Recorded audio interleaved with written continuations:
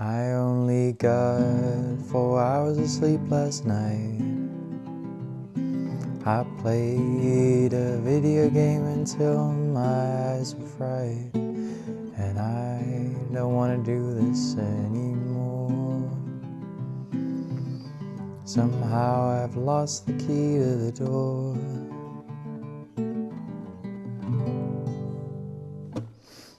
Oh man, my eyes hurt. It's 10 past 11. If I had more energy, I was going to make a longer video talking about how maybe I'll stop doing this challenge. I'll sleep on it and think about it a bit more. And tomorrow I will show, I got a really lovely email from someone saying that they were really moved by one of my songs and they've listened to it on repeat. And it was so sweet and special. It was like a really lovely moment. It made me tear up. I sent it to some friends and it was just like, this is awesome. Like, this is so great. Like, did not expect this to happen really ever. And then one of my friends who I sent it to said like, oh yeah, how does this feel, like imagining this happening more and more? And yeah, there's like a weird feeling of, it's not surprising. Like, you can write a simple song and if you're honest in it, someone might hear it and they might be moved by it. I think before I started doing this, music and art felt like so mysterious and like only for a select few. And because I'd never done it, there was just this feeling of maybe I'm not one of those select few. So there were many years of delays and fear and stuff. And now the ball's rolling. It's so obvious that like anyone can do this. It really does just feel like very natural. Like, you can find 3 chords that work and you can just write some simple words. Like, it's really, truly not a big deal. So there's, on the one hand, it's like, man, that's so lovely to someone in a complete, I think they're in Tunisia. It's like totally like a different continent, like different part of the world. How awesome. And then on the other hand, it's like, yeah, it makes sense. Like, it's actually not a big deal. And it's not about me. This isn't like a personal thing. It's just a, I don't know, bit of creative expression that someone else enjoys. So now I'm in a slight crisis caused by this lovely email where they said, you know, keep doing it.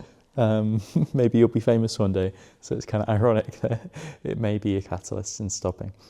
But yeah, there's just a sense of like, I don't feel motivated by like, wow, one person has liked my music. Now I really want to keep going and like have more people like it. It's kind of like a 0 to 1 thing.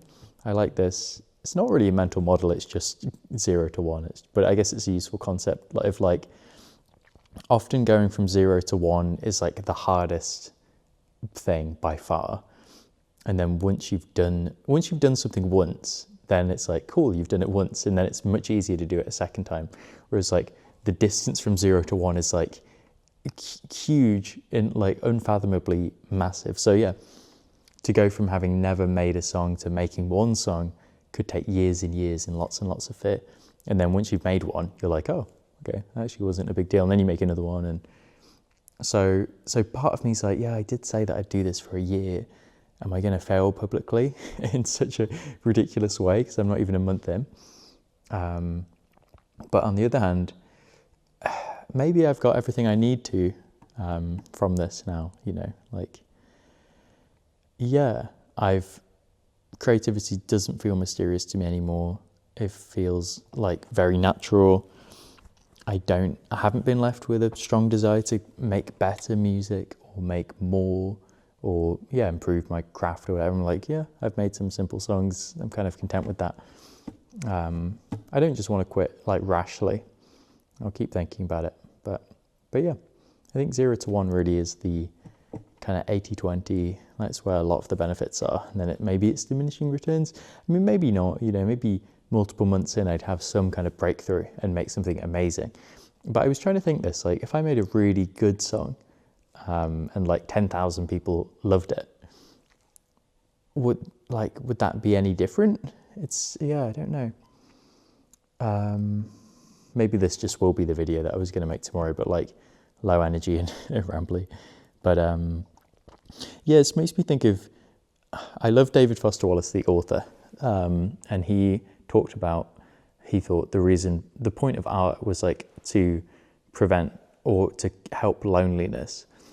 And I always felt like that was nice, but like, it seems like a very indirect way to help loneliness in a way. Like, I've read his books and really like them, but it's not like a cure for loneliness. Maybe it comforts you while you're reading it.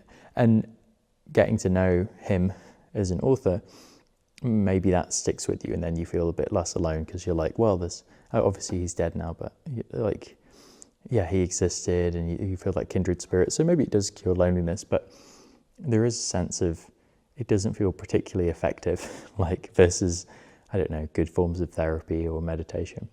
So there's a bit of a similar thing of, I don't feel a genuine desire. Like, I imagine a Phoebe Bridgers or a Father John Misty, Bon Iver, anyone who's like actually made it, I presume they just have a real passion for making music and songs. And I just truly actually don't have that. Like, I've made some, and I'm just doing it because of this challenge at this point. And even when I make one that's kind of nice, I'm just like, yeah, whatever. It feels non-essential. And it's nice that someone liked it. That is cool. But it's still, yeah, it's just interesting to get that data and be like, oh, still not that fussed. I think what really happened is just Julia Cameron, in The Artist's Way, talks about the idea of a shadow artist, like someone who has always wanted to be an artist, but has never like accepted that and never felt safe about it. So it's kind of somewhat repressed, and it comes out in other ways. Like, maybe they love collecting art, or yeah, maybe they fund other artists, or they like just have their heroes are artists, but they don't let themselves think that they want to do it. Like, I remember my girlfriend, from a previous relationship, told me I was creative, and I was like, no, I'm not. I'm like a sciencey coder guy. Like, I'm not creative at all. Like, just telling myself that story for years. So there's a sense in which this is maybe just unlocked. Maybe I'll keep making like a video a day or something. Oh, that was it. That's what I was talking about. Like, in my YouTube description at the moment, it's like, I just want to know that I can make amazing art and I can make great music because all my heroes make great music. But the truth is, I think I want a creative outlet and I want to be good at things. But I don't feel really drawn to making songs. Otherwise, I would have done it by now. So I'm still kind of reckoning with, I don't really know what I want to do. And that's fine. But it's a little embarrassing to have signed up for this year-long challenge and to have a very kind of effusive, inspirational YouTube bio, when actually, yeah, the love of making songs just hasn't struck yet. So do you just power through even when there's a lack of desire and like intrinsic motivation, just in case it comes along, or do you just trust the fact that it's not here right now? And yeah, in my week 2 retrospective video, I talked about this like spiral progress. Another model I like, it's basically the same thing, but like imagining things that you're passionate about as like planets orbiting the sun. Like, maybe I'm the sun and I have like things that I'm interested in, and their orbits are elliptical. So they might come pretty close to me for a bit and then kind of drift further away, but then they'll like come back around again at a certain point. So in a previous life, I'd track everything in like an elaborate to-do list system and really not trust myself to just do the stuff that I wanted to do. Like, I can't forget this, I have to action it immediately. And now there's more of a sense of like, interest can come and go, but I think that as planets, they're always there. Like, they will return if they're important to me. So yeah, I'm feeling like a natural waning in my desire to make music. And I think it's totally healthy to honor that, rather than being like, no, I must do it for a whole year just because I said I would. I think that's like, burnout, trusting some external salience filter rather than your own. Like, yeah, just forcing yourself to do stuff. It's self-coercion. I don't like it. So this might be it. This is like such a lame video to end it on. Maybe I won't end it. We'll see. But yeah, it feels important to me to honour desire and lack thereof. Like, all my recent songs have been just very mid, but it hasn't fired me up to be like, yeah, tomorrow I'm going to make a really good one. I just haven't wanted to make a song all day, every day for the last like maybe a week. And that is fine. Yeah. And I have like a new project that I'm really excited about that I think it feels like it could be much more effective at helping the world or people or me than music. Like, it feels to me like making songs is an indirect way to, I don't know, I'm just not motivated by it. Yeah, that's pretty much it. I was gonna say other stuff. Yeah, 0 to 1. It's been really good. I think just, yeah, going from I can't make music to, oh, it's actually fairly straightforward. Not that I've made anything elaborate at all, but you know. Yeah, like, I don't know. Any artist. David Lynch was someone who was like really passionate about painting from like a young age. And that's like all he wanted to do. And then he discovered filmmaking later on. But I've just never had that. So I thought maybe I could kind of artificially generate it by just making a song a day, and maybe I'd discover a love of it along the way. It just hasn't happened yet. And there's a wish, because it just seems like such a nice, simple, straightforward life. Like any artist who is famous probably was one of those people who knew from an early age that they loved it. So then I always, because I just have never had that, and I didn't have any role models or like advice growing up, so I haven't had a straightforward path. And yeah, it's like, oh, I wish I was like a David Lynch who just loved painting at the age of like 10 and then just did that, or Fiona Apple with like songwriting.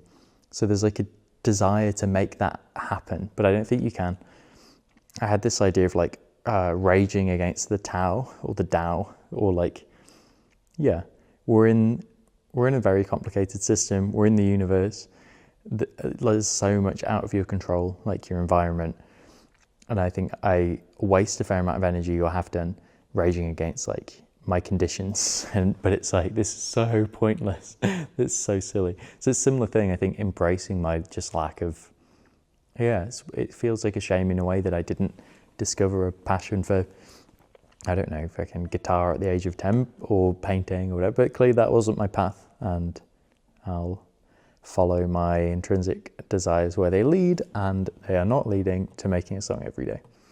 So yeah. It feels good though. Actually, one thing I love is stopping things because I used to be so obsessive about like forcing myself to do stuff. I was so like left hemisphere captured, like self-improvement pilled, productivity culture pilled, to the point of real burnout, and like it really made my relationships worse and just made me miserable. But yeah, felt very much like there's something wrong with me and I have to force myself to do all these things. And so now I really like, it feels great just to be like, yeah, I'm not enjoying this. Let me stop. Like, it feels like such a healthier approach, even though it still feels kind of radically new and slightly anxiety inducing. Just, yeah. Yeah. Cool. I definitely still want to keep making YouTube videos. I really like having a creative outlet. And it's so easy to do in this day and age, you know, it takes like no energy or skill, and I like it. So, okay, bye-bye.